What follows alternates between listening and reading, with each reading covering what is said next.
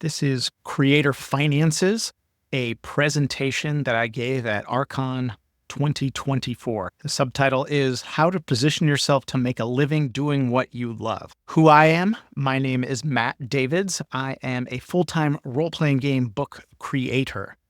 And you heard me right. I am full-time at this, and I'm doing this presentation to help other people see if they can get into the position to do what they love.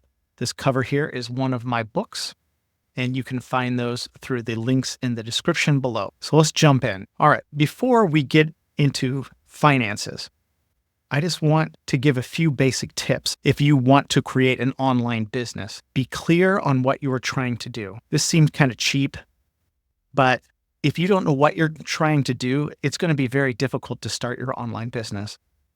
So be clear on what you're trying to do. Are you trying to make a little extra money? Do you want to go full-time with this? Those are very important decisions that you need to make. If you are clear on what you are trying to do, things will go way, way better for you once you start diving in and doing all the work that is necessary. Look at how you're spending your time. This exercise was huge for me.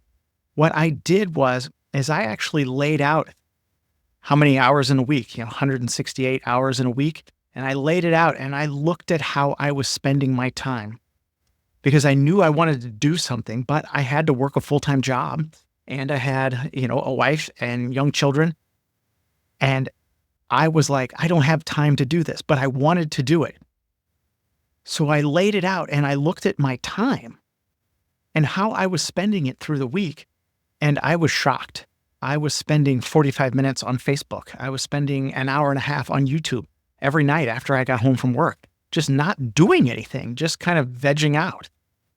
I would have told you I was spending time with my family, but I wasn't even doing that. I was just looking at social media and watching entertainment programming. So when I decided to do this, when I decided to start making tabletop RPGs and resources, I took a hard look at my time so I could figure out what I was capable of doing. And guess what? I cut out some of that other stuff. I cut out the Facebook. I cut out mindlessly staring at YouTube. And I had time. I had time to work on my business, make things and release them. This is quite simple, I know, but one of the most important things we can do is start making things and just getting them out there. I thought when I first started making tabletop role-playing game resources, I thought I'd be making campaign settings and adventures and maybe even original tabletop RPGs or something like that. However, random tables is actually what took off. And it just so happens that I love random tables and I love making them. And I was making them for my own games, but that's what people wanted. I thought I was going to be making other things, but that's what people wanted. And I would have never learned that unless I would have put out a few campaign settings. And if I would have put out a few other books, I would have never learned that.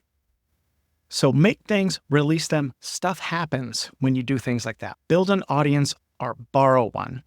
When we start an online business and we release a product, we're just releasing it out into the internet, right? There's nothing there. There's nobody there.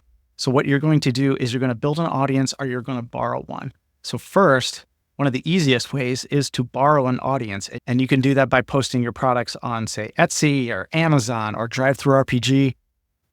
That is borrowing their audience and getting your stuff in front of an audience. But also you're going to need to build an audience. Collect email addresses and build a social following somewhere on some platform. And then when you release products, you'll have an audience to actually sell them to and an audience wanting to know what you are creating. All right, the finances part. Now, I'm not a financial planner. I'm not a tax guy or anything like that. I'm just going to give you a few basic principles, okay? And I know finances are difficult to talk about. Finances are the leading cause of divorce. So we can't even talk to our most intimate friend about finances. That's ridiculous. We should be able to talk about these things, okay? We should be able to talk about our finances. But I think people get all tied up and think people are passing moral and ethical judgments about them, depending on the way they spend money and stuff, because most of us know the basics, right? Most of us know not to spend more than we make. Most of us know that putting money on a credit card is ridiculous, but we do it anyway. right? We do it anyway. And so when somebody calls us out, we feel all defensive because we know it in our head, but for some reason our behavior betrays us in that. So what I'm talking about here are some principles that you need to understand how to position yourself so at some point you can really do what you love, especially if it's a creative field, right? It is a privilege if we're able to do something that we love and make a living off of it. But we have to position ourselves to be in a place where we can start earning money doing the thing that we love. All right, here's the first principle. Get out of debt. I know this is easier said than done. I understand that. I totally get it. But if you have debt, debt is a dream killer. If you have all this debt hanging around your neck, it is going to be very difficult to start your online business. You have just turned the difficulty knob up to 11 if you have debt. And I understand there are some kinds of debt that are probably nobody can get around. I understand that there's mortgages and possibly student loans, things like that. But just little credit cards hanging on with a few $100s or a couple $1,000s or something like that, just those credit cards just hanging around your neck is going to slow you down and possibly kill your dreams of doing something creative. And frankly, one of the worst things is a car payment. Do you want a car more than you want to do something that you love? Think about that before we get ourselves into this huge car payment where, just every month there's $600, $700 just going out the window for a car. There are plenty of cars that you can buy outright that are affordable and safe. It's just if we get these payments, it's a dream killer. So get out of debt. Do whatever you can to get out of debt. Slash unnecessary spending. Again, I know this is where, people start getting defensive and things like that. Please don't. I'm not here to judge anybody. I have made some of the most ridiculous financial mistakes in my life, okay? Just think about this. If you're running into a gas station and buying snacks, coffee, or other drinks, and you do that on a regular basis, and say at the end of the month that's $50, well, guess what? That would have paid for a month of Wix so you could have a website for your business, and you'd still have $20 or $30 left over. The little things eat away at our dreams. They eat away at us being able to start our business. I had to have a reckoning with myself on these things too, okay? Like I said, I'm not judging you. I'm just telling you that this will kill your dreams if you keep doing stuff like this. Slash your unnecessary spending, because what would you rather have? A few drinks here and there, a few snacks here and there, or a business doing what you love? Seed money. Okay, you're probably going to have to put a little bit of money into your business before it takes off, and that's okay. I put about $500 to $800 into Dice Geeks before it started making any bit of money that I could use that money then to buy things or to pay for things that I needed for the business. But one thing that we don't want to do is we don't want to just keep giving the business money over and over and over and over again. We need to find a way where we can just get a little bit of money in there so we can kind of start the ball rolling. But we don't want to get in a situation where we're just giving the business money and money over and over again. You have got to start someplace. Sure, get a little cash into your business, but then try to get the ball rolling. Use the money that the business makes to pay for things from then on out and not give it your personal money. If you're in a business where you just have to keep giving personal money all the time, it's not a good business. It's just as simple as that. Start with what you have. There is no reason to go out and buy all kinds of tools unless you're in a very specific business. But there is a trap, right? It's the tool trap. We all want a new tool. We're going to start a business or we're going to do something or start a new hobby. And it's like, I got to have this new tool. I've got to buy these tools. No. Start with what you have. Oh, well, but I want to start a YouTube channel and I need a camera. No, you don't. Use your phone. Use something that you already have, a webcam on your laptop or on your desktop. Start with what you have. Don't get into this trap of just buying all these tools. People get into this stuff, they buy tools, and then they don't go anywhere with the business or the hobby or whatever they're trying to do. You want to see what you can do first without it. And plus, the adversity of starting without those things teaches you along the way. Like when I first started laying out books, I used Scribus. Why did I use that software? Because it was free. I learned how to use it. It is cumbersome. It has bugs and problems. Well, of course, because it's a free product. But I started out using that, and until I got to a place in my business where I could buy Adobe InDesign, then I switched. But guess what? Because I had used Scribus, InDesign is super simple.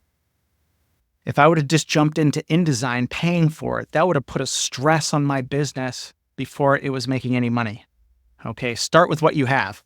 The camera on your iPhone is better than television and movie cameras were 10 years ago.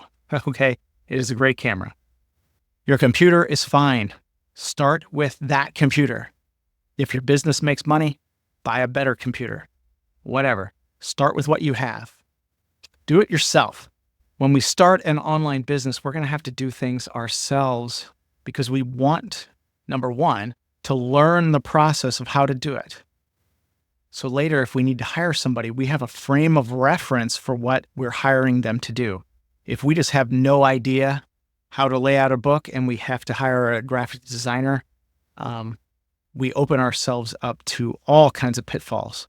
But if we know some of the basics behind graphic design, because we've laid out our first books, and then we hire a graphic designer, we're going to have a frame of reference to help us understand what this person is actually doing. Do it yourself. Also, why do it yourself? Because we can't afford to hire anybody, I'm assuming. And if you can afford to hire people, then you have way more money than I have, and I wish you the best. But we're going to do this ourselves so we can learn the process. We're also going to do our marketing, our advertising. We're all going to do that ourselves. Because, again, it gives us a frame of reference. If one day the business is making money and we're able to hire somebody to do marketing or advertising, that would be phenomenal. But we need to have a frame of reference of what they are doing. And if we don't know anything about it, that's when people get taken advantage of and they lose money and they don't know how to manage people when they hire them to do things that they just don't even understand. We're just at the mercy of somebody else. We don't want to do that. So we want to do it ourselves to save money.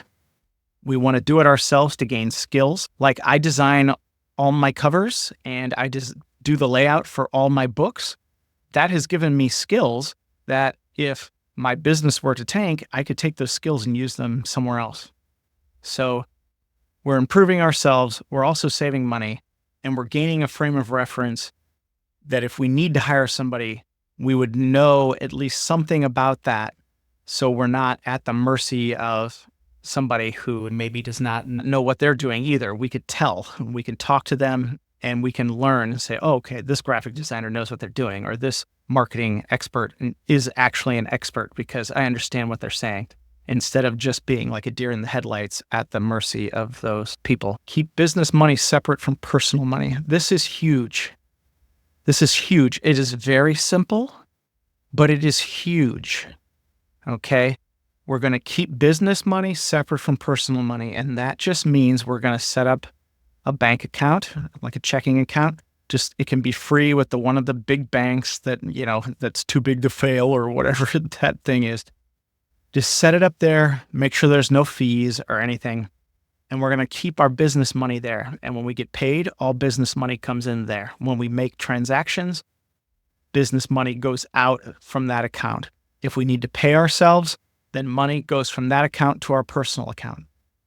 And what this does is it will make your life very, very simple, especially if you get into, say, a sticky tax situation and you need to go to a tax preparer and you have a business account and a personal account, and you can hand that person, that tax preparer, those two different things. That is huge. You have just simplified your life. This is also key for business deductions. If you're running ads or you're buying equipment or you're paying freelancers, that money needs to be in your business account, and those transactions need to come out of your business account. If you have your business money and personal money all muddled together, it is very difficult to separate those to get your deductions when you file your taxes. Say you're running a graphic design business and you meet a client at Starbucks and you decide to buy their coffee and you put it on a personal account or a personal credit card. Then when it comes time for taxes, you're going to look back at that month and be like, oh, I have 4 Starbucks on here. And then you are going to have to separate those out and say, oh, well, 2 were for clients and 2 were personal. But if you're showing that to a tax preparer, they're looking at it going, well, how do I know they aren't just all personal? Or how do you remember? Maybe they're all for business. So if we keep them separate, if you take your client out to Starbucks and you buy the coffee, you put it on a business credit card or you put it on your business debit card, whatever, and you keep those separate. So then when you personally go to Starbucks, there is no confusion between there. And I hope that makes sense. Okay. Save money for taxes or make estimated tax payments. If you don't have a W-2 job and you're doing your work like full time, you're going to need to make estimated tax payments. So every quarter, you're going to need to send in a little bit of money to the IRS. A little bit. It's quite a bit. But you're going to need to send in money every quarter to the IRS. It's really easy to do. It's easy on their website. You're also going to have to do that for your state as well. Or at least a state that has income tax. I guess there's some that don't.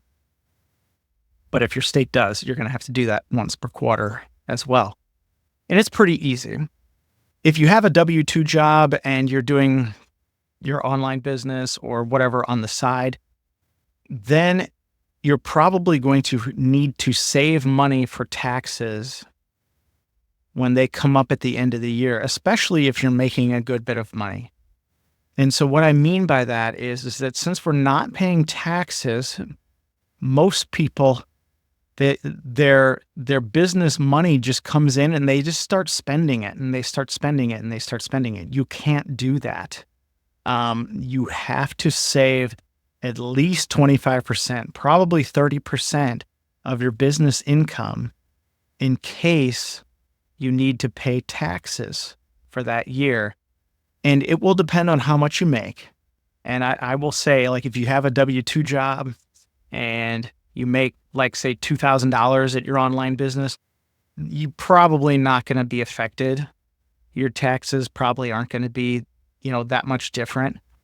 But if you're making like 5, 10, or 15 grand or something a year from your side business, you better put that 30% away in a high yield savings account somewhere, or you're going to get caught. You can get caught. Now, hopefully you'll file your taxes and everything will be fine, and a lot of that money will still be yours. But the thing is you don't want to get caught, because we do not want to owe money to the IRS. Like, we just don't, okay? It's not like, they send everybody to prison if you're late, but you're just going to have another payment that you're going to have to make, right? They'll put you on a payment plan and you'll just be stuck with another payment. And then money's coming in, then it's hard to save for your taxes again. So it just creates this vicious cycle. So what you're going to do is you want to save some of that money that you're making at your business for taxes, just in case you owe on that, okay? Because it'll all depend on your income and stuff. And like I said, I'm not an expert at the tax thing, but I just know this. If you're working your online business full time, make your estimated tax payments once per quarter to federal and to state if it is required. And then you probably should save a little extra money in that scenario as well, because you might not pay enough taxes. So you want to save some money there too, unless you're sending in more money and you know that you'll get some back. Saving money for taxes. If you're working that W-2 job, it can be really easy, especially if all of a sudden, for this calendar year, your business makes 10 grand or it makes 15 grand. And you're just like, hey, this is really cool. It's really easy to spend that money. Put 25, 30% of that away just in case, because when you report it as a 1099 miscellaneous income, it is going to be taxed and it might throw you into a bracket where you owe some money. Okay. I hope that is clear. Okay. We do not want to mess around with this. And I hope that was clear to everybody. All right. If you have questions, drop them in the comments. I'll see if I can try to answer. Thank you so much for listening. Links to all my books and tabletop resources are in the description below. Thank you.